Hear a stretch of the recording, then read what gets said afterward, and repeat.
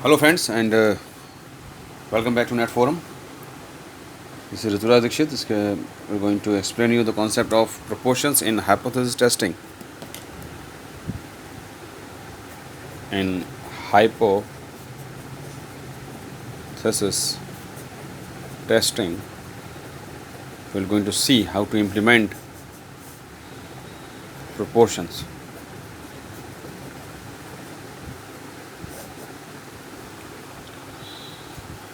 Before that, first of all, we have some important points which we're going to discuss. Number one, the first point is we're going to write in English the equality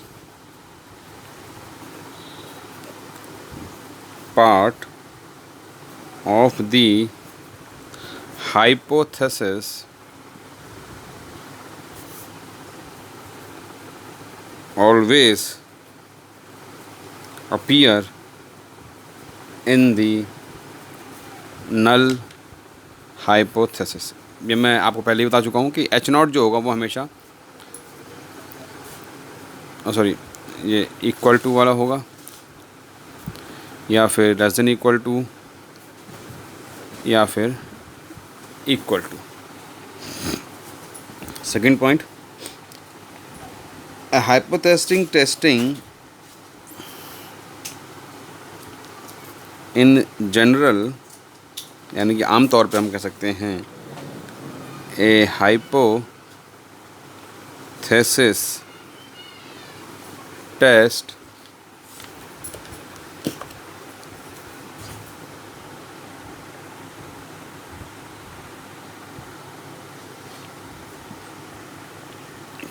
about the value of a population proportion P must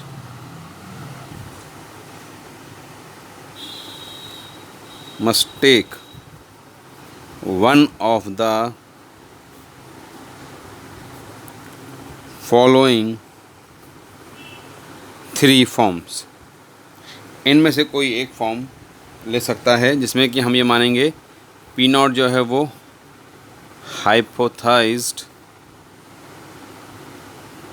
value of population parameter,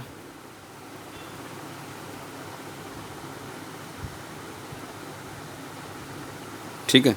तो हम कह सकते हैं कि H not will be P greater than और equal to P not और H one will be P less than P not.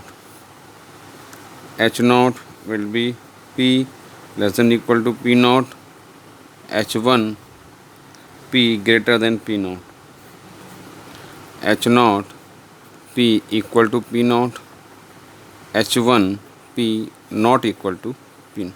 इस तरीके से हमारे पास वैल्यूज़ आपकी आ जाएंगी. अब अगर ये पॉपुलेशंस की बात हो रही है तो अब क्या करेंगे कि अगर इसमें जी स्टैटिक निकालेंगे तो क्या फॉर्मूला होगा उसका, तो वो होगा mean of the sample population. एक सैम्पल लिया जाएगा, मतलब कि क्या होता है, पॉपुलेशन है, पॉपुलेशन का एक सैम्पल निकाल दिया, उस सैम्पल में से उस सैम्पल का हम एक प्रोपोर्शन मानेंगे, ठीक है. उसका मान लो कि उसका जो प्रोपोर्शन मीन है, mean of the proportion, sample proportion mean भी कहेंगे, इज़ पी बार. तो हो जाएगा P bar minus hypothesis mean upon standard deviation of the hypothesis proportion P star P बार. अब सिग्मा पी बार क्या होगा, जो प्रोपोर्शन लिया है हमने, हिस्सा लिया है,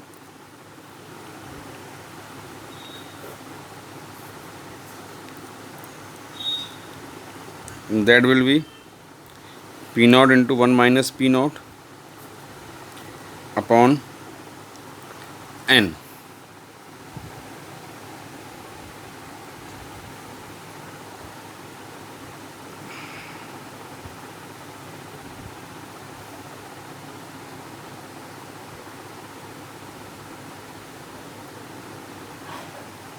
ना, ये तो हमारा कुछ वैल्यूज़ हो गई. अब हम लोग आगे बढ़ते हैं। Now we are going to test about a population proportion जो हम यूज़ करते हैं तो उसके अबाउट टेस्ट क्या होंगे और उसके रिजेक्शन रूल्स क्या होंगे। बिल्कुल वैसे ही हैं जैसे कि नॉर्मल प्रोपोर्शन नॉर्मल स्टैटिस्टिक्स में होते हैं, या नॉर्मल सैम्पल मीन लेते हैं, या ये नॉर्मल वैल्यूज़ लेते हैं। और इसमें जो है वो जो हम प्रोपोर्शन जब हम लेते हैं किसी भी पॉपुलेशन का कोई प्रोपोर्शन लेते हैं, कोई हिस्सा लेते हैं, ठीक है, चाहे वो 1/3 प्रोपोर्शन लें या 2/3 प्रोपोर्शन लें, तो वही प्रोपोर्शन होता है कि पॉपुलेशन मान लो 100 की है तो उसका अगर 1/4 प्रोपोर्शन लेंगे तो 25 हो गया सैम्पल का साइज़, ठीक है। P इक्वल टू हो जाएगा 0.25, ठीक है। तो प्रोबेबिलिटी ऑफ एक्सेप्टेंस प्रोपोर्शन 0.25, तो Q जाएगा आपका 0.75। अभी मैं एग्जाम्पल लेकर के समझा दूंगा। Now the next heading is testing about a population proportion. एक पॉपुलेशन प्रोपोर्शन के अबाउट अगर टेस्टिंग करेंगे तो क्या क्या क्राइटेरिया उसके स्टैटिस होते हैं। बिल्कुल वैसे ही स्टैटिक होते हैं जैसे कि आपके बाकी होते हैं, तो इसमें कोई ज़्यादा और बड़ा कोई रॉकेट साइंस नहीं है, सिंपल से रिजेक्शन रूल्स हैं, लेकिन हमें पता होने चाहिए कि वो रूल्स हैं क्या।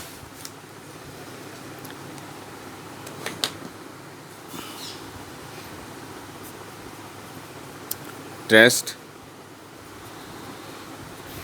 अबाउट ए पॉपुलेशन प्रोपोर्शन, तो test static z equal to p bar minus p not upon sigma p bar, ठीक है। अब कह रहे हैं कि रिजेक्शन रूल है,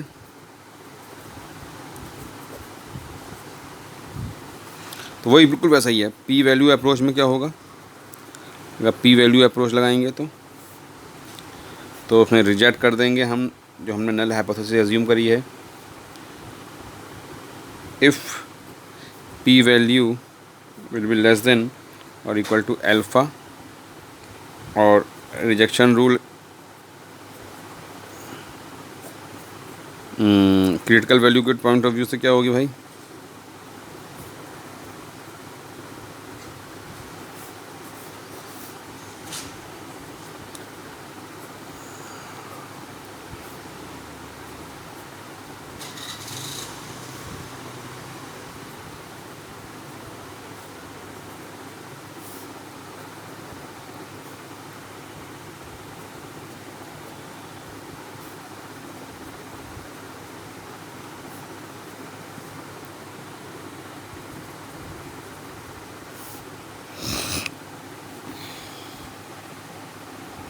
ये तो आपको बताइए होगा कि अगर less than equal to p not है तो यानी कि जो आपका ऑल्टरनेटिव हाइपोथेसिस होगा वो ग्रेटर देन इक्वल टू है इसमें, यानी कि जो है वो इस एंड पर होगा। तो इस एंड पर होगा तो रिजेक्शन रूल जो है वो आपका इधर लाई करेगा जब z बढ़ जाएगा, और अगर लेफ्ट हैंड पर होगा तो फिर जाहिर सी बात है किसी की वैल्यू जो है वो क्रिटिकल वैल्यू से कम होगी। और अगर जे इक्वल टू हम कहते हैं तो it is reject h not, तो उसके लिए ये 2 साइडेड हो गया, 2 रिजेक्शन रीजन हो जाएंगे, इसके 2 रिजेक्शन रीजन हो जाएंगे तो वही चीज़ आ जाएगी आपका कि जो जी स्टेट जो हम कैलकुलेट करेंगे this should be rejection rule होगा जब लेस देन होगा minus g alpha by 2 equal to positive g, ठीक।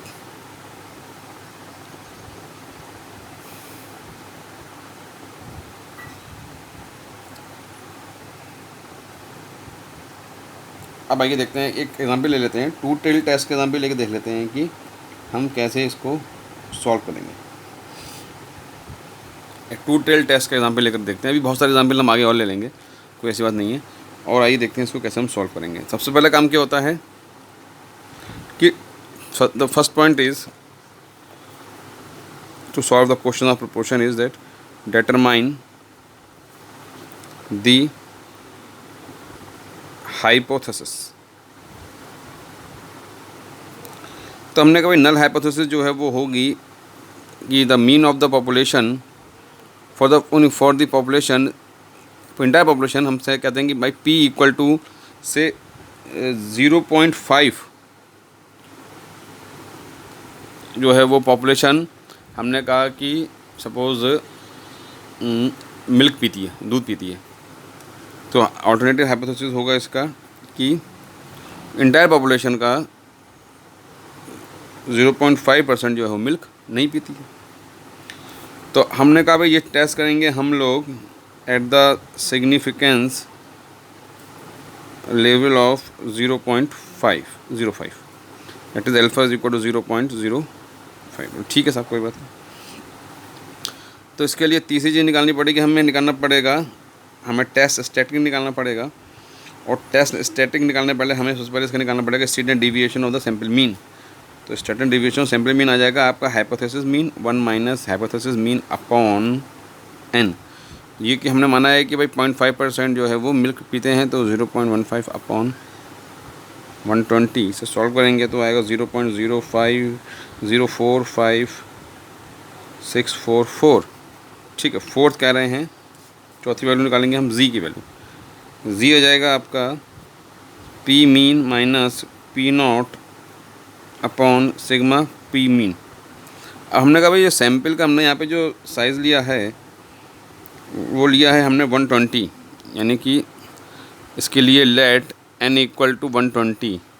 और हमने कहा भाई कि उस 120 के सैंपल में 67 जो हैं वो मिल्क पीते हैं।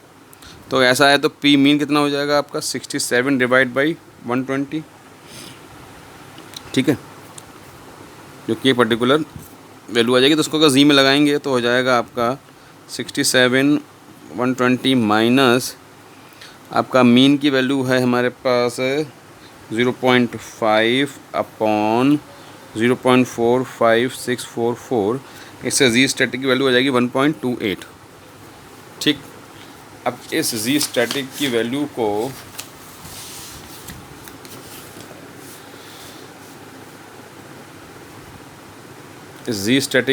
को जो आइए 1.28। अब it is a two tail test.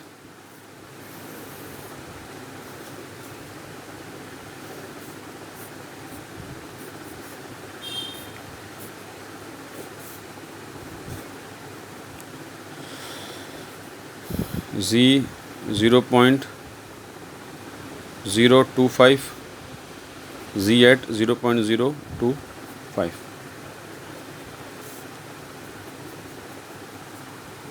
Zero point zero five फिर जी होता है 1.68। और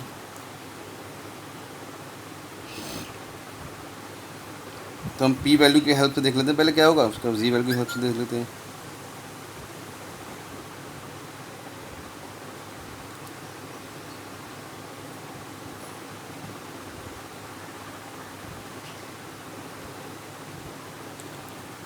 टू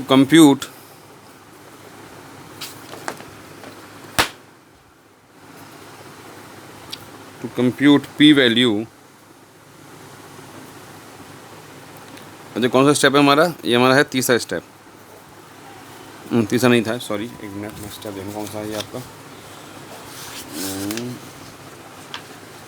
ये आपका है step number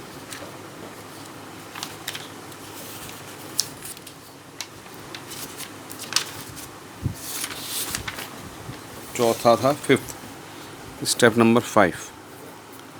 two compute the P value for z equal to 1.28, जो क्यूमुलेटिव फ्रीक्वेंसी क्यूमुलेटिव प्रोबेबिलिटी होती है वो होती है 0.8997। तो p वैल्यू जो होती है उसका फॉर्मूला होता है 2 times of 1 minus cumulative probability. तो इसको लगाएंगे तो कोई वैल्यू आएगी 2 माइनस 0.8997। इसको सॉल्व करेंगे तो आंसर आ जाएगा 0.2006। ठीक, हमने लेवल सिग्निफिकेंस कितना माना है 0.05। अब 0.05 हमारा जो लेवल ऑफ सिग्निफिकेंस है और इसका है पी वैल्यू इज़ लेस, कम होगी पी वैल्यू तो रिजेक्ट हो जाएगा, ज़्यादा है तो रिजेक्ट नहीं होगा। तो we will not going to, तो we can not reject null hypothesis तो ये भी बड़ी करनी पड़ेगी फिर।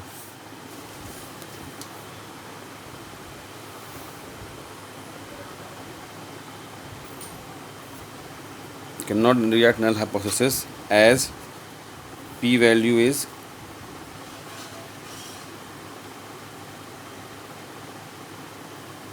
Less than alpha. क्योंकि अगर टू टेल टेस्ट लोगे तो उसको मल्टीप्लाई करना पड़ेगा आपको।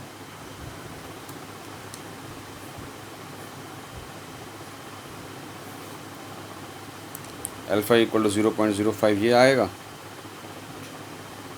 सॉरी 0.05 आएगा,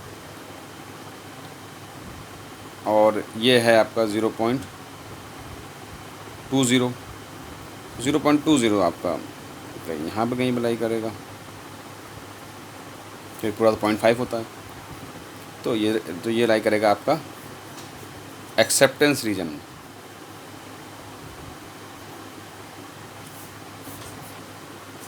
sorry, p value is greater than, I am sorry, since p value is greater than alpha, so we cannot reject।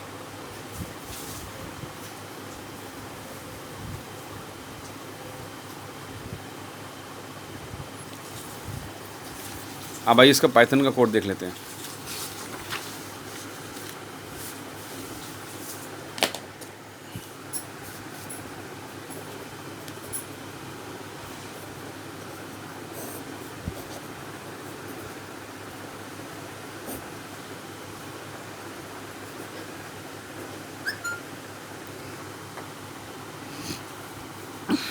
उसका जो सिंटैक्स है वो ये है, फ्रॉम स्टैट्स मॉडल्स, ये एक पैकेज है, इसके अंदर स्टैट्स एक सब पैकेज है, उसके अंदर प्रोपोर्शन से हम लोग क्या इंपोर्ट करेंगे,